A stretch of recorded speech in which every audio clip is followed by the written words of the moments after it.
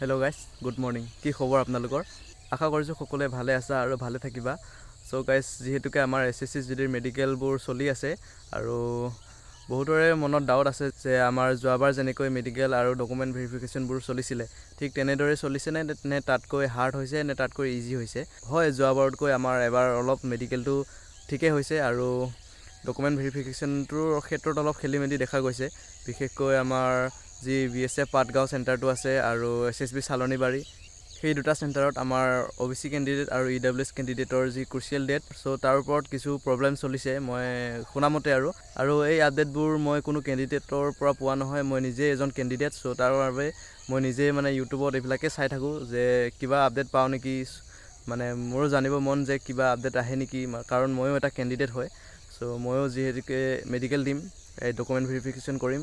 আৰু এইকেইদিন মই ইমান ভালকৈ ভিডিঅ' দিব পৰা নাই, কাৰণ মই মোবাইল বেছিকৈ ইউজ কৰা নাই, চকুত কিবা প্ৰব্লেম হ'ব পাৰে। চ' তাৰ বাবে মই ইমান মোবাইল ইউজ কৰা নাই আৰু নিজকে অলপ বচাই ৰাখিব চেষ্টা কৰিছোঁ, কাৰণ মোৰো মেডিকেল আহি আছে। চ' আমাৰ প্ৰথম দিনাখনত প্ৰচেছবোৰ বহুত শ্ল' হৈছিলে আৰু বিশেষকৈ ডকুমেণ্টছৰ ক্ষেত্ৰত বহুত খেলি মেলি দেখা গৈছিলে, কাৰণ ফাৰ্ষ্ট দিনটো। চ' তেনেকুৱা হৈয়ে তেওঁলোকে প্ৰচেছবোৰ অলপ ইমান ভালকৈ কৰিব নোৱাৰে, চ' মেইনটেইন কৰিব নোৱাৰে। চ' আমাৰ 9 মাইলত, বিশেষকৈ মই এতিয়া 9 মাইলৰ কথাটো ক'ম। 9 মাইলত আমাৰ ফাৰ্ষ্ট দিনাখনৰ বহুত ডকুমেণ্টছৰ ক্ষেত্ৰত OBC EWS তেওঁলোকৰ যি ক্ৰুচিয়েল ডেট আছে তাৰ ক্ষেত্ৰত আৰু ডমিচিয়েলৰ ক্ষেত্ৰত ক্ৰুচিয়েল ডেট বিচৰা হৈছিলে। চ' তাৰ কাৰণে কেণ্ডিডেটবোৰ বহুত ডকুমেণ্টছৰ ক্ষেত্ৰত তেওঁলোকক 3-4 দিন টাইম দিয়া হৈছিলে যে তেওঁলোকে ডকুমেণ্টছবোৰ যাতে কিবাকৈ বনাই আনিব পাৰে বা এফিডেভিট লৈ আনিব পাৰে। চ' তেনেকুৱাই টাইম দিয়া হৈছিলে 3-4 দিন। কিন্তু তাৰপিছত আমাৰ যি ডমিচিয়েলৰ ইছ্যু আছিলে, ডমিচিয়েল আৰু ক্ৰুচিয়েল ডেটৰ ইছ্যুটো যোৱা 13 তাৰিখৰ পৰা এইটো ঠিক কৰিছে বুলি কৈছে।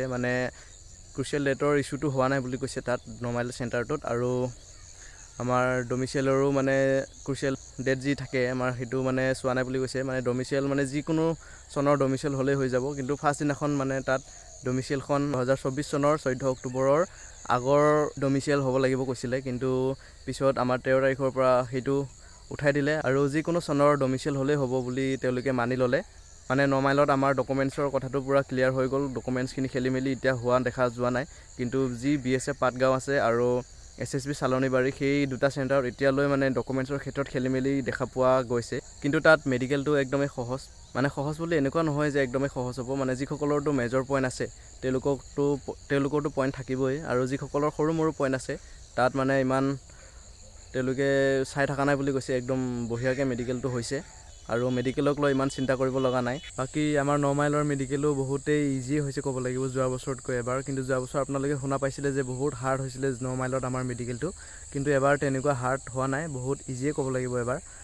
তেওঁলোকে ইমান চালি জাৰি চাই থকা নাই। যিসকলৰ মেজৰ পইণ্ট আছে তেওঁলোকক পইণ্ট দিছে, আৰু যিসকলৰ অলপ সৰু মৰু প্ৰব্লেম আছে তেওঁলোকক ফিট কৰি দিছে তেওঁলোকে। আৰু বেছিকৈ আমাৰ ৰিমেডিকেল পোৱা পইণ্টটোৱে হৈছে এইবাৰ আমাৰ BP। বেছিভাগ কেণ্ডিডেটৰে BPতে ৰিমেডিকেলবোৰ পাইছে তেওঁলোকে।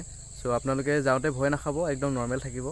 আৰু ডকুমেণ্টছখিনি আপোনালোকে যিমান পাৰে ভালকৈ লৈ যাব চেষ্টা কৰিব, যাতে কোনো এটা ভুল নহয়, বা কাৰোবাৰ যদি নাম চাম ভুল আছে আপোনালোকে এফিডেভিট যাই কেনে বনাই লওক। যদি সময় আছে আপোনালোকে DC অফিচত যায় এফিডেভিট বনাই লওক।